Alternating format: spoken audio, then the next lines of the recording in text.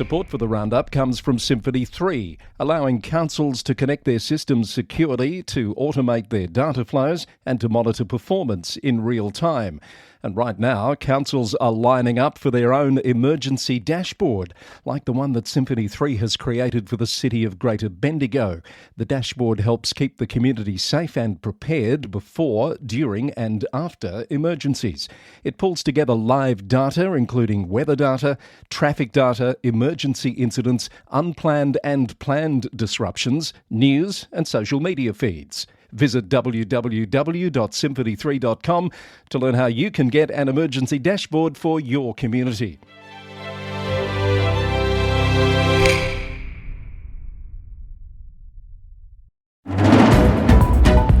Just ahead, Hawkesbury Council's controversial media ban, the latest South Australian Council CEO to resign, Kingborough's Deputy Mayor elected to the Tasmanian Parliament, councils react to the Victorian Budget, regional fallout from a shock inland rail decision, Knox apologises for a double rates deduction error, a major new tourism attraction for Tasmania, another mayor to step aside, and confirmation the Shire of Carnarvon will get a commissioner. And there's much more to tell you about in today's edition of your number one local government podcast. It's the Local Government News Roundup. Hello, I'm Chris Eddy. Good to have you with us. Our podcast is brought to you with the support of our foundation sponsor, the Victorian Local Governance Association, the national broadcaster on all things local government. And support comes from Symphony 3, simple, connected customer experiences, and from Rath Engineering Development, smarter local government systems built from real on-the-ground experience.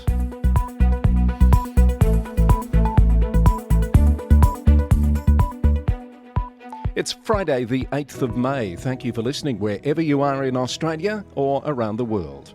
Let's start with today's top three. And Hawkesbury City Council in New South Wales has banned the Hawkesbury Gazette and Hawkesbury Radio from all council premises, including council meetings, for media purposes effective immediately. The ban has attracted the interest of the local government minister and the Office of Local Government, and it will be subject to a councillor motion next week seeking to overturn the ban.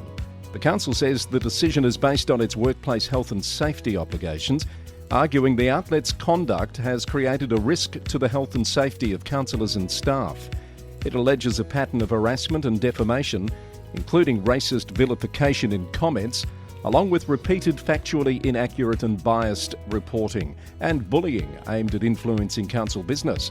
Despite the ban, the council says it's not stopping the outlets from reporting, pointing to live-streamed meetings and continued access to written correspondence and media responses. But it's drawn broader attention, with the Acting General Manager Will Barton defending the decision in an interview on ABC Radio in Sydney. In response to the ban, the Gazette says the issue isn't just about building access. They've argued the council is reframing a dispute about scrutiny and accountability as a workplace safety matter, and they warn it could set a precedent for restricting press access to public institutions. The Office of Local Government confirmed to the Penrith Press that it was investigating whether the council is acting within the law by imposing the ban. We'll keep an eye on that one and bring you more in future episodes. Our number two story today, Dr. Andrew Johnson has resigned as CEO of the town of Walkerville, effective immediately. In a statement, the council said it's accepted Dr. Johnson's resignation, with the outgoing CEO thanking staff for their work and dedication during his time in the role. The council says day-to-day operations and services will continue as normal. It's appointed Mohammed Jawad as acting CEO until a permanent appointment is made. In the wake of the sudden departure, the Advertiser is reporting speculation the resignation may be linked to looming pay cuts, with Dr. Johnson's salary package of more than $300,000 slated to be reduced by at least $55,000 by late next year. And this follows last week's news that Victoria Harbour CEO Victoria McCurdy is leaving to take up the top job at South Australia's Local Government Association. Together, the departures add to growing concern about instability in senior leadership across councils in South Australia. 13 council CEO departures in 2 years is putting pressure on continuity, major projects and community confidence. And number three today is Kingborough Deputy Mayor Claire Glade-Wright headed to Tasmania's Legislative Council after winning the seat of Huon, unseating independent Dean Harris. Ms Glade-Wright says she'll take a council-style focus on practical outcomes to State Parliament, including cleaning up local waterways and making it easier for people to build tiny homes. Her election means further change for Kingborough Council, with Mayor Paula Wright set to step down later this month. A new deputy mayor is expected to be elected by councillors on Monday the 18th of May. And that's today's top 3 for Friday the 8th of May. Now back to Victoria for more of the reaction to this week's state budget. And there are some clear common themes emerging. Peri-urban Councils Victoria has welcomed cost of living relief in the budget, but says investment falls short for fast-growing communities on Melbourne's fringe. Chair, Councillor Moira Berry, says relief only works if families can access essentials like affordable housing, reliable public transport, schools, healthcare and dependable digital connectivity. The Alliance backs measures including more regional road funding, extra Wyndham Vale line services, planning to electrify the Melton line and improved bus services for Bass Coast. But it's urging sustained funding for housing-enabling infrastructure and better transport links to meet the state's growth and housing needs. One Gippsland says key measures in the budget are a step forward for the region, welcoming the new Morwell TAFE Centre of Excellence, hospital upgrades and funding to tackle major road bottlenecks.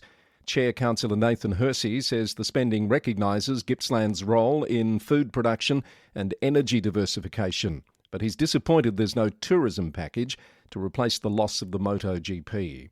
One Gippsland says cost of living relief will still depend on access to transport, childcare, housing and GP services in regional areas. Individual councils have been passing judgment on the budget also. Here's what a few of them are saying. Melton says new transport, health and education funding is welcome, but says it still falls short for the city's rapid growth. The council wants a firm commitment to deliver electrification of the Melton rail line by 2030, plus new stations at Mount Atkinson and Thornhill Park.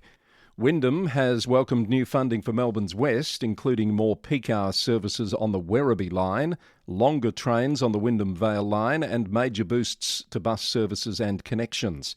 But the council says big local projects still need funding, including a Truganina station, the Riverdale Aquatic Centre, upgrades to Werribee Station and the Wyndham Ring Road. Hume City Council says it's disappointed the budget has overlooked its top priorities for Broadmeadows and surrounding areas. While some funding continues for Donnybrook and Mickleham roads and limited works at Broadmeadows Station, the council says urgent upgrades to Sunbury and Somerton roads missed out, and it will keep lobbying for investment to support growth and safety.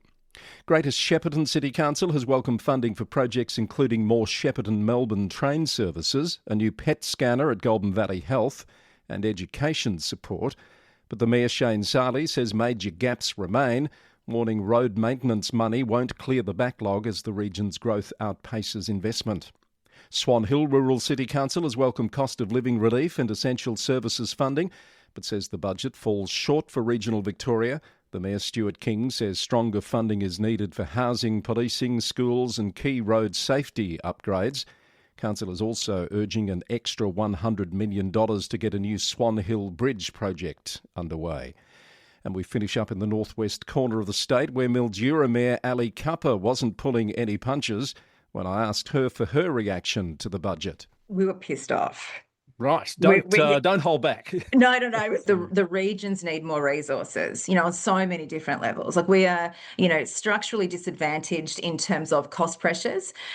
We have, generally speaking, and on a sliding scale, we have fewer people to share the rate burden, right? So therefore, that's a natural pressure that pushes those costs up. We have massive road networks to maintain. There is one particular LGA in Melbourne where they've got 25 kilometres of road to manage. Yeah. We have 5,000 kilometres of road. Yeah. Geographically, we cover a tenth of the state. So we need assistance to be able to manage that massive infrastructure burden without loading up our ratepayers to a point that is absolutely unsustainable and exceeds their capacity to pay. That's the Mayor of Mildura, Ali Cupper, who joins me for a broader discussion on regional and local issues on this week's VLGA Connect episode. That's due out later today.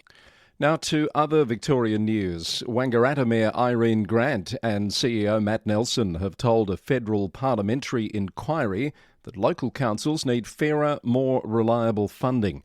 They say grants like financial assistance and roads to recovery aren't keeping up with inflation, while cost shifting is adding millions in extra costs. The council is also calling for stronger infrastructure, disaster resilience funding and better digital integration across all levels of government. A number of Knox City Council ratepayers on a 9-month direct debit cycle have been hit with a duplicate rates deduction, with the council blaming a processing error by its bank. It says it's working urgently with the bank to resolve the issue and put safeguards in place and will investigate what went wrong once refunds are finalised. Affected customers are being advised to register online for updates and check their accounts over the coming days. The City of Port Phillip Council has voted to tighten local laws around street encampments despite strong community opposition, according to ABC News. The changes allow council officers to impound a homeless person's belongings, including bedding, in response to antisocial behaviour and non-compliance. 5 councillors supported the amendment, with 3 voting against it. A council survey of more than 700 residents found 76% did not support the proposal. Ararat Rural City Councillor Jo Armstrong has flagged she'll take a leave of absence from council duties ahead of November's Victorian state election, after being announced as the Nationals candidate for Ripon. The Weekly Advertiser reported the former 5-term mayor says she plans to step aside earlier than required under election rules. The council has also adopted an updated policy for councillors running for state or federal office. AusNet has applied to the Victorian Government for powers to compulsorily acquire easements from farmers for the Western Renewables Link transmission project before the project's environmental effects statement is complete. Hepburn Shire Council says the move undermines the assessment process, alleging landholders are being pressured into voluntary agreements. The council is urging the government to delay any decision until the EES outcome is handed down. Gannawarra Shire Council is urging the Murray-Darling Basin Authority to overhaul the basin plan ahead of its current review, saying the region has been hit hardest in northern Victoria. The council cites major declines in irrigated farming and agriculture jobs and wants climate risk modelled now, calling for funding and policy settings to reflect local impact. And the City of Casey has acknowledged the passing of former councillor and 3-time mayor Jeff Ablett. Mr Ablett served on council from 2008 to 2020 and led major local advocacy on transport and volunteering. The council says he helped deliver key community milestones, including Bunjil Place, Salandra Community Hub and Casey Stadium. Valet Jeff Ablett. More news in brief. Northern Grampians Shire will temporarily close a public toilet block in St Arnaud and cut opening hours in Stawell due to ongoing vandalism. The St Arnaud toilets behind the library will shut from Monday, while the Stawell facility near Shop 108 will be locked outside business hours. Repeated damage and clean-up costs are straining resources, says the council. Wyndham City Council has signed a new Friendship City agreement with Godawarri in Nepal, aimed at boosting cultural and economic ties. The deal was signed earlier this week by Mayor Preet Singh, as he continues to resist pressure to resign over his character reference for a man later convicted of child sex offences in 2024. And Maribyrnong Council is asking residents to help pinpoint local air pollution hotspots as part of a new RMIT-led air quality monitoring project. More news on those stories from the links that you'll find in the show notes as we move on with this Bumper Friday edition of the Local Government News Roundup. Time to head to New South Wales. Shockwaves through northern New South Wales this week, and leaders are furious after the federal government announced it will axe the northern leg of Inland Rail, cutting the project back to finish at Parkes instead of continuing towards Queensland. Transport Minister Catherine King said independent analysis showed the cost of the project blowing out from $16 billion to more than $45 billion in the last 6 years. The member for Parkes, Jamie Chaffey, described it as a devastating blow, claiming the government has abandoned a nation-building project. New England MP Barnaby Joyce has also condemned the move and has vowed to make Inland Rail a key election issue, according to the Northern Daily Leader. On the ground, mayors along the proposed route say they feel betrayed, but are still pushing for parts of the works to be salvaged. Parkes Shire Council says the decision to consolidate inland rail north of Parkes is a shock, warning it sends a chilling message that nation-building projects can be abandoned on political whim. The Mayor Neil Westcott says the route is critical for freight, resilience and defence, and vows the region will keep pushing for long-term infrastructure that backs inland communities. Moree Plains Shire Council says the cuts could jeopardise a key 23-kilometre section still awaiting completion. Mayor Susanna Pearce says the link would help move local grain and fibre from road and rail and onto the port of Newcastle, supporting the region's billion-dollar agricultural output. The council is urging the government to fund the final stretch, with details expected in next week's budget.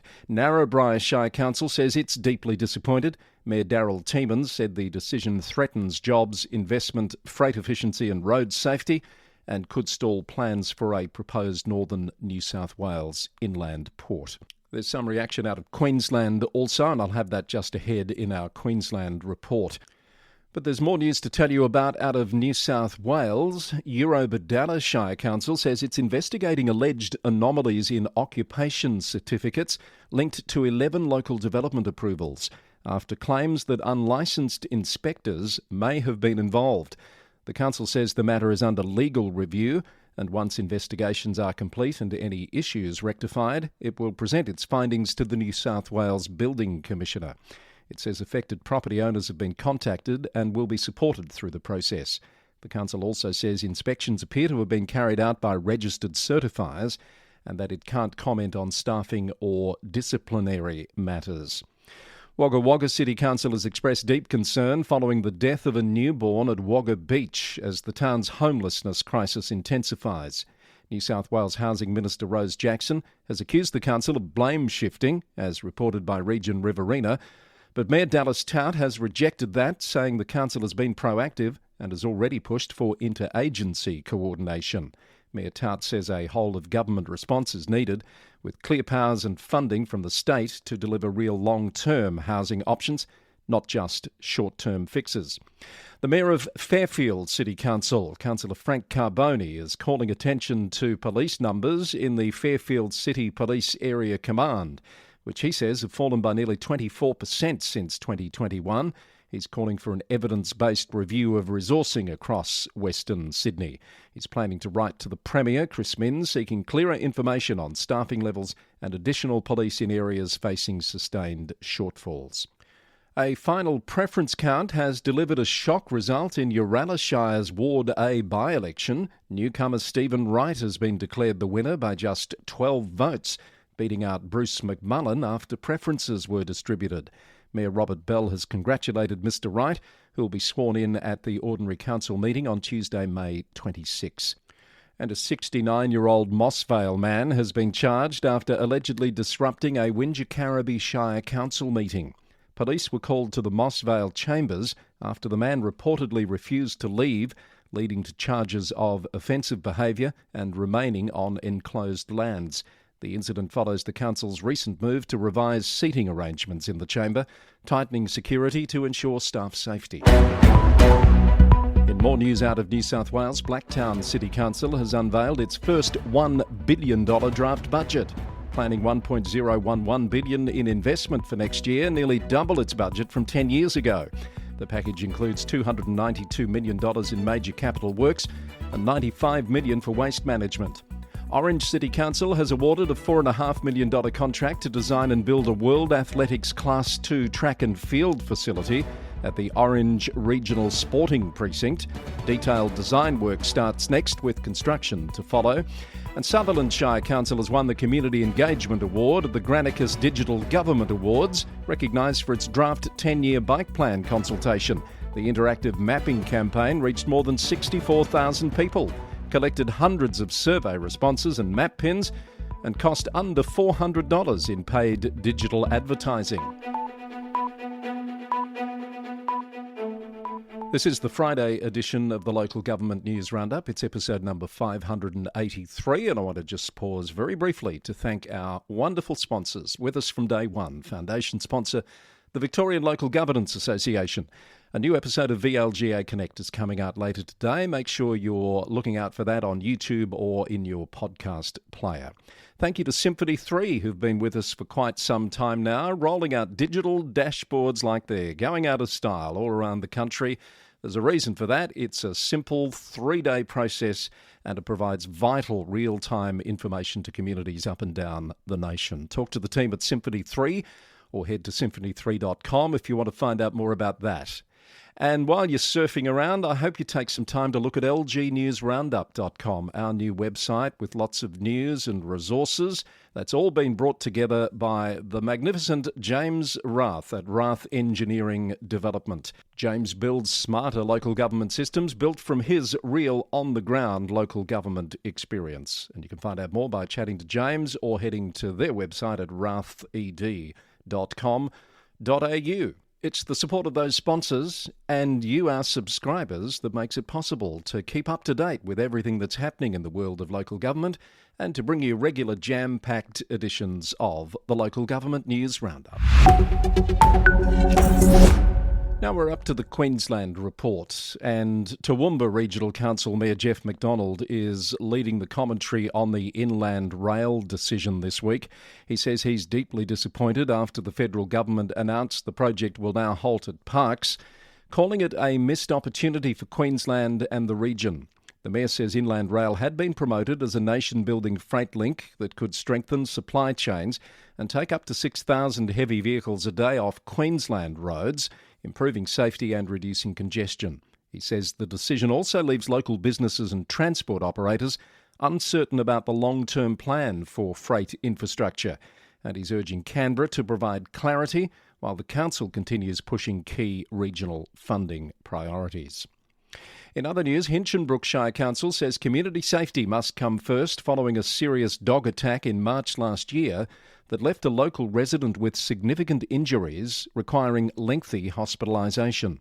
The council says it lawfully seized and destroyed 2 dogs involved under Queensland's animal management laws, issuing a dangerous dog declaration and destruction order in April last year. The owner challenged the decision through internal review and then appealed to QCAT, a process the council says took 12 months and cost local ratepayers more than $70,000 in legal and operational expenses. The council is now calling for urgent state government reform to prevent lengthy, costly appeals in clear public safety cases. Criminal proceedings against the dog owner in that case are ongoing. North Queensland's Advanced Simulation Training Centre, NQ Spark, has secured a permanent home at James Cook University in Townsville, with a high-tech fit-out now underway on a new 1,000 square metre facility. The $32.2 million centre, backed by Townsville City Council and JCU, will use virtual and augmented reality, advanced simulation and high-performance computing to help organisations rehearse high-risk scenarios without real-world danger. NQ Spark says the site will support training, research and testing across sectors, including defence and health, with the first customers expected by the end of the year. In other news out of Queensland this week, Gold Coast City Council has approved going to market for development partners to transform the Miami Arts Depot into a major film and creative industries precinct. The Gold Coast Bulletin reported that an expression of interest is expected to open later this month, with a preferred proponent due by mid-2027. The project could generate $131 million and support more than 1,000 jobs a year. An isolated human bone has been found during redevelopment works at Pialba Caravan Park. Fraser Coast Regional Council said police have been notified and are now leading the investigation with forensic testing underway. Construction in the immediate area has been paused. And the city of Moreton Bay has been selected by the Tokyo Metropolitan Government for a major global innovation challenge, one of only 2 cities chosen worldwide alongside Rome. 5 Japanese startups will visit in August, competing to deliver disaster resilience or asset management solutions, with a fully funded 4-month proof of concept set to begin in October.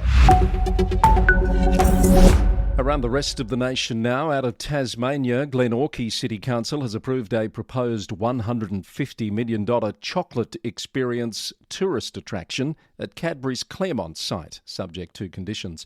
Mayor Sue Hickey says the development, approved by the Glenorchy Planning Authority, is expected to become a major new drawcard alongside Mona. The plan involves chocolate-making experiences, a lounge and emporium, plus tasting areas. No construction start date has yet been announced. The City of Hobart is urging the federal government to fund a new forecourt indoor basketball centre at Newtown Bay in next week's budget. The $25 million project is backed by a $12.5 million state commitment, with Hobart seeking up to $12.5 million more from the feds. In South Australia, Mid-Murray Mayor Simone Bailey has announced she'll step down at the November local government elections and won't seek another term. Councillor Bailey was elected mayor in 2022, previously serving as deputy mayor and councillor since 2018, and says the council is now in a stronger financial position. The job has come with a personal toll, she said, but she hopes others will consider running for council. Councillor Bailey says she welcomes conversations with anyone contemplating putting their hand up. And Clare and Gilbert Valleys Council says it remains stable and fully operational despite recent internal changes. Mayor Alan Orhe says services and decision-making continue without disruption. The council also confirmed a councillor vacancy due to a resignation last month from Owen Perry will stay unfilled until November's general election. The acting CEO, Richard Dodson, says service delivery is unaffected, with staff progressing the draft annual business plan for community consultation. And the news keeps coming thick and fast out of Western Australia. The local government minister there has confirmed that a commissioner will be appointed to the Shire of Carnarvon after 6 of its 8 elected members resigned within a few days of each other. As we've previously reported, the Shire President Eddie Smith was the first to go, followed by 5 more. While there was no official comment on the reasons for the individual resignations, Mr Smith has since told ABC Radio Perth that his departure was due to a total breakdown in the working relationship with the Chief Executive's office. He refrained from going into specifics due to potential legal ramifications. Minister Hannah Beasley has revealed that 3 unsuccessful candidates from the last election have turned down an offer to take up positions on the council, and that it's now her absolute priority to appoint a commissioner. A resident leading a community pushback against Rockingham's fortnightly FOGO bin collections says they won't be deterred after the WA Premier criticised their campaign for causing unrest in the city. The Sound Telegraph reported that Jared Crollig helped organise a packed special electors meeting. Residents voted for 5 motions, including restoring weekly red-lidded bin collections and calling for an independent audit of the FOGO system. Those motions now go to the City of Rockingham Council for a final decision. In other news out of WA, the City of Perth has held off on adopting the state government's fuel crisis travel crackdown. Councillors voting 5-4 to defer a proposal to suspend most interstate and international travel for elected members and staff, unless deemed critical. And in another tight vote, councillors also rejected an expansion of AI recording and transcription for key committee meetings, citing concerns about accuracy, access to recordings and confidentiality, and backing continued human oversight and traditional minute-taking. The West Australian reported on both of those developments. And a divided City of Stirling council has blocked a bid to join the World Health Organisation's global age-friendly cities network. Perth Now reported the vote was tied 7-7, with the Deputy Mayor using a casting vote to defeat the motion. The issue has now been sent back to a council committee for further review. Global news time, and there is some significant news out of New Zealand with that announcement by the government earlier in the week of reform for the sector. Rotorua Mayor Tanya Tapsell says the government's 90-day deadline for councils to submit local government reform proposals is too short for proper community consultation, according to a report from the NZ Herald. The Head Start pathway gives councils a chance to shape their future, but the government warns it will step in if proposals aren't credible. Mayor Tapsell says reforms could bring benefits, but past monster mergers haven't always worked well, and Rotorua is already exploring becoming a unitary authority. Regional councillors will remain in place until 2028.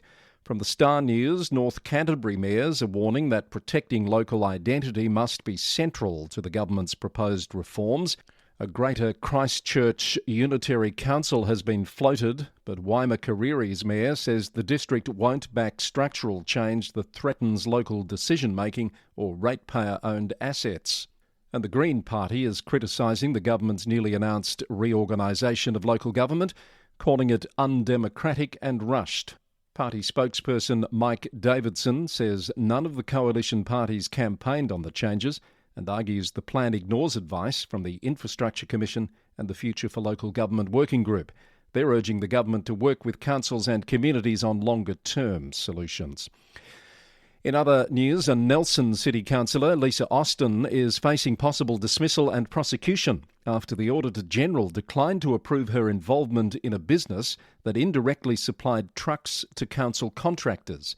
Mayor Nick Smith says there's been no wrongdoing and has called the law an ass, warning a by-election could cost ratepayers around $200,000. Stuff has the details. In the UK, as local elections are happening, we'll have more on that in future editions. The Mayor of Doncaster says she has full confidence in the council's chief executive, despite legal threats being made against two Reform UK councillors. Letters were sent on behalf of Chief Executive Damien Allen, following Reform UK Doncaster leader Craig Ward and Deputy Jason Charity, saying they planned a motion to refer him to a council investigatory subcommittee. The council says the proposed move did not follow its usual procedure. The dispute comes amid what's been described as a growing crisis of trust at Doncaster Council and active monitoring believed to be underway by the government over governance concerns. More from the Doncaster Free Press. I love this next story. Leicestershire County Council is exploring reintroducing beavers in county parks to help slow water flow and reduce flooding, while supporting habitat restoration and tourism. BBC News reported the consultation and regulatory checks are in the early stages after the idea was introduced by John Bloxham, a county councillor for Blaby and Glen Parva. Some US news. Chicago Mayor Brandon Johnson is pushing back against proposed cuts to Illinois' local government funding, warning Chicago alone could lose an estimated $12.7 million under Governor J.B. Pritzker's budget plan. The Chicago Sun-Times reported the proposal would reduce the share of state income tax revenue sent to cities and towns, a change Johnson says comes at the worst time. In North Carolina, the Mayor of Charlotte, Vi Lyles, has announced a surprise resignation, stepping down on June 30, just 6 months after winning re-election. The 5-term Democrat says she won't seek another term next year, citing a desire to spend more time with family. The Charlotte Observer reported that the City Council is expected to appoint a Democrat to serve out the remainder of her term through 2027. And in Canada, the British Columbia Supreme Court has dismissed a defamation lawsuit filed by Pat Morton, the wife of Quesnel Mayor Ron Paul, against the Union of BC Indian Chiefs.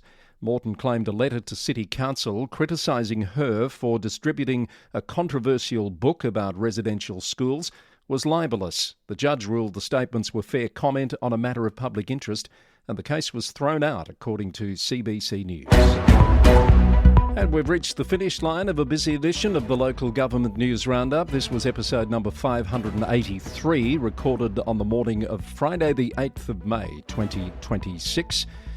Your comments and feedback are welcome by email to chris@lgnewsroundup.com, or you can send us a message via your podcast app. Just remember that I can't reply to those, but always happy to hear from you. Our podcast is brought to you by the Victorian Local Governance Association, the national broadcaster on all things local government, with support from Symphony 3, simple, connected customer experiences, and Rath Engineering Development, smarter local government systems built from real on-the-ground experience. Head to lgnewsroundup.com if you'd like to know anything more about this episode or find story links. The Roundup is recorded in the city of Greater Geelong, Victoria, on the land of the Wadawurrung people of the Kulin Nation. I'll be back with more on Monday. Until then, thanks for listening, and bye for now.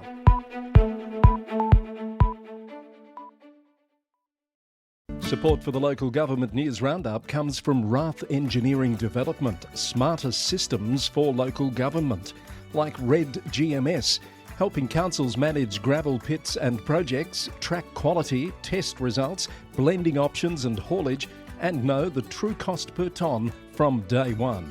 Rath Engineering Development can give you a one-off report that uses your existing pit data to pinpoint the best gravel sources for your next resheeting program or disaster restoration works, saving your council time and money.